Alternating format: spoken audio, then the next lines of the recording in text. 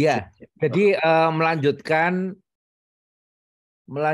yang disampaikan oleh Prof. Hafil tadi terkait masalah sistem pendidikan yang didengung-dengungkan oleh Menteri Kesehatan yang tadi oleh Dr. Iqbal juga disampaikan kalau kita biarkan itu akan menghancurkan masa depan dokter spesialis kita dari sisi kualitas, dari sisi keamanan untuk pasien yang dijadikan manusia coba istilahnya.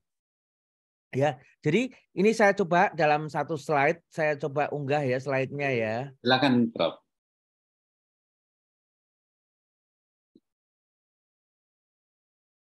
Oke.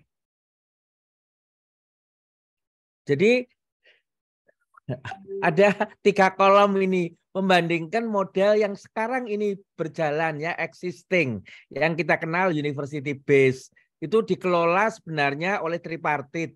Selain perguruan tinggi dan rumah sakit pendidikan, ada yang namanya kolegium. Ya, kolegium ini jelas badan otonom yang dimiliki oleh organisasi profesi, oleh perhimpunan spesialis. Kolegium inilah yang menyusun mulai dari standar dari kurikulum pendidikan, ya standar kompetensi, standar pencapaian kompetensi, standar dosennya seperti apa, standar rumah sakit pendidikannya seperti apa, standar evaluasi, penjaminan mutu. Ya, itu semua sudah dibuat semua oleh kolegium. Dan ini terstandarisasi secara nasional semuanya dan sudah disahkan standar-standar itu oleh Konsil Kedokteran. Konsil ini saat ini merupakan lembaga negara, ya. Karena menteri punya keinginan membuat satu model baru, maka menteri akan mengambil alih, ya. Konsilnya diambil alih, kolegiumnya mau diambil alih semuanya, ya. Yang kita khawatirkan adalah ya memang kekurangan dari existing sistem ini daya tampungnya terbatas. Terus berbiaya mahal. Ya, dan pemerintah belum pernah hadir, negara belum pernah hadir untuk mengatasi soal biaya. Jadi dalam Undang-Undang Pendidikan Dokter tahun 2013, 10 tahun lalu sudah ditulis mewajibkan Kementerian Kesehatan untuk memberikan insentif gaji bagi peserta didik. 10 tahun berjalan tanpa pelaksanaan sama sekali.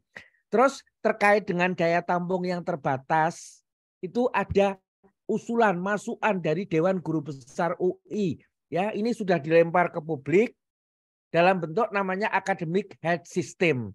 Tertulis jelas, ini bisa dibuka, dibaca semua halamannya, bisa diperdebatkan oleh siapapun yang kalau menteri ingin menggunakan ya dengan dalih kekurangan dan sebagainya, ambillah ini mestinya.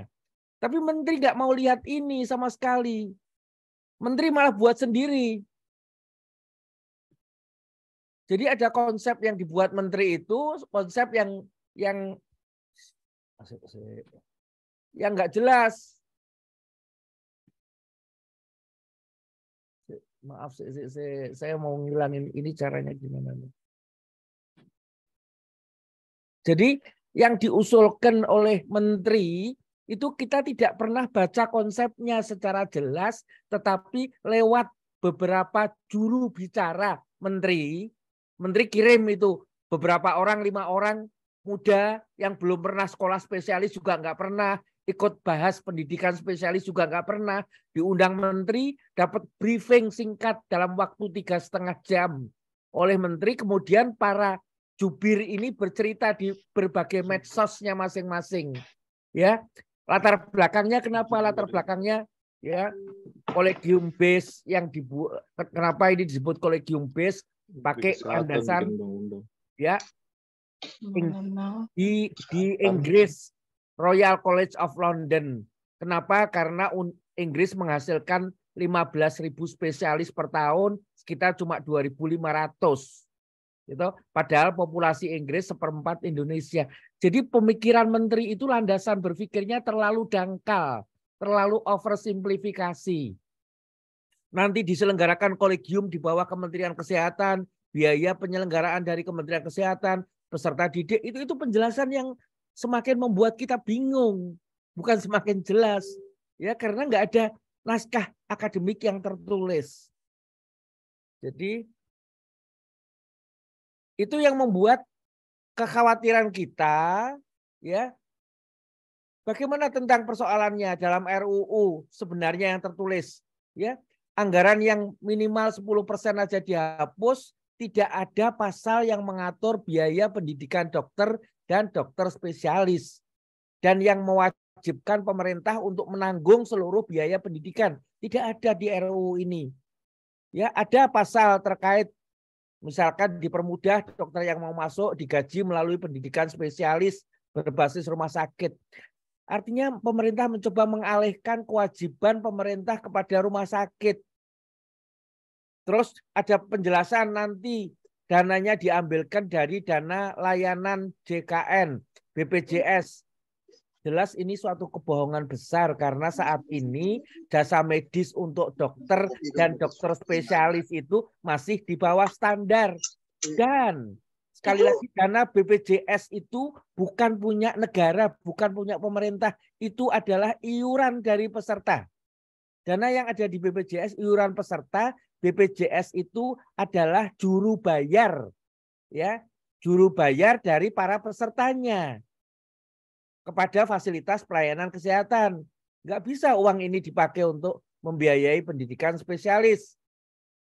Semua mau dihapuskan, ya, konsil, organisasi profesi, konsil tenaga kesehatan, kolegium, macam-macam. Terus jadi apa yang akan terjadi nanti adalah terkait masalah dosennya, ya. Jadi di rumah sakit pendidikan yang sekarang ada itu yang mendidik seorang calon dokter spesialis penyakit dalam misalnya, kalau dokter calon spesialis penyakit dalam ini mau belajar tentang ginjal, dia dididik bukan oleh spesialis penyakit dalam, tapi oleh dokter konsultan subspesialis ginjal. Dia belajar tentang saluran cerna, itu dia dididik oleh dokter penyakit dalam yang sudah konsultan subspesialis tentang saluran cerna. Dokter bedah umum belajar tentang tumor, itu belajarnya dari dokter spesialis bedah konsultan. Ya. Jadi kalau model yang digagas menteri bahwa nanti itu seorang calon spesialis diikutkan dokter spesialis di rumah sakit daerah yang fasilitasnya nggak jelas, itu ikut itu sama dengan lulusan SD diminta untuk mengajar SD, atau dibalik anak SD ini belajarnya dari lulusan SD.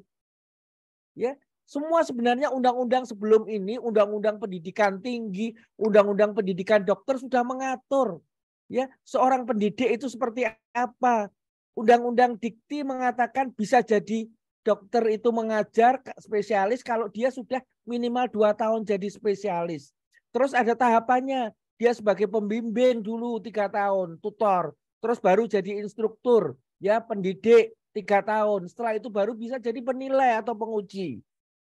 Jadi semua ini dinihilkan oleh RUU OBL ini. Karena nggak mungkin bisa ada di rumah sakit yang di dalam benaknya Menteri Kesehatan, ya, yang akreditasinya nanti nggak jelas, itu tadi disampaikan oleh Dr. Iqbal semuanya. Jadi khawatiran kita nanti yang terjadi adalah, coba bayangkan akhirnya itu.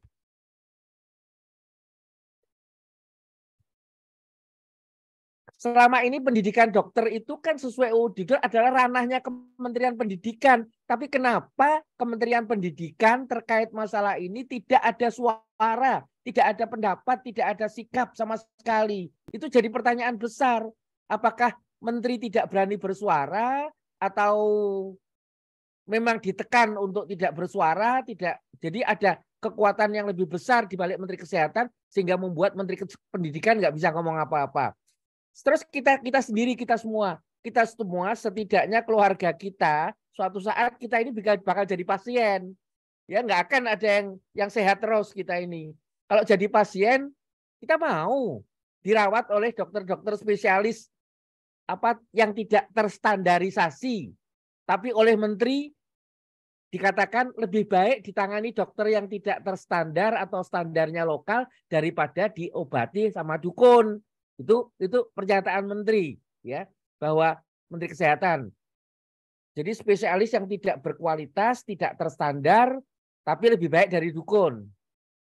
Jadi akibat dari sistem pendidikan yang salah, tidak tepat, asal jadi ini mirip nantinya itu seperti pendidikan ini, pendidikan vokasi di BLK gitu loh. Balai Latihan Kerja. Selain mengorbankan masyarakat luas ya sebagai pasien nantinya, kan dulu itu pernah ada kesan keluarga kita kalau sakit jangan berobat di rumah sakit pendidikan, ntar kamu dijadiin percobaan buat calon dokter spesialis. Itu pernah ada situasi seperti itu. Ya, walaupun saat ini sudah tidak ada seperti itu, ikan kembali lagi seperti itu nantinya. Ya, kalau pendidikan model Menteri Kesehatan ini dilakukan. Akibatnya kerusakan yang luas dan berjangka panjang terkait kepercayaan masyarakat. Dan ini akan sulit sekali untuk mengembalikan kepercayaan ini. Jadi saya rasa itu ya, saya cuma mau ngomong lagi ya, menterinya bilang RUU ini bukan untuk dokter tapi untuk masyarakat. Jadi kalau ngomong untuk kepentingan rakyat, dulu Belanda sama Jepang juga sama ngomongnya untuk kepentingan rakyat Indonesia. Itulah menteri kita ini. Saya rasa itu Bu.